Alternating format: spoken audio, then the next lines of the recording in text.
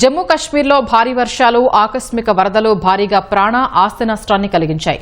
జమ్మూ ప్రాంతం అత్యధికంగా నష్టపోయింది. వర్షాలు వరదలకు తోడు కొండచర్యలు విరిగిపడడంతో అనేక ఇళ్లు, దుకాణాలు, నిర్మాణాలు దెబ్బతిన్నాయి.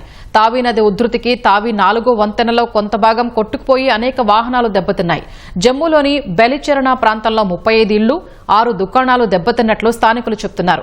ఆకస్మిక వరదలకు దోడా జిల్లాలోని భద్రవాహ ప్రాంతంలోనూ అనేక ఇళ్లు ధ్వంసమయ్యాయి. భద్రవాహ ప్రాంతంలో స్థానికులు సురక్షిత ప్రాంతాలకు వలసపోయారు.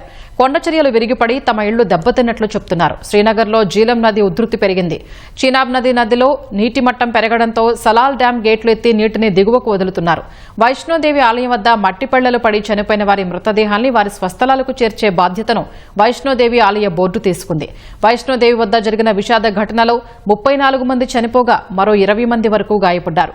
వర్షాలు, వరద తగ్గుముఖం పట్టగా సహాయ చర్యలు ముమ్మరంగా కొనసాగుతున్నాయి. కొండ చర్యల్ని తొలగించే ప్రక్రియ సాగుతోంది. దెబ్బతిన్న రోడ్లు, వంతెనల పునరుద్దరణకు అధికారులు సన్నాహాలు చేపట్టారు.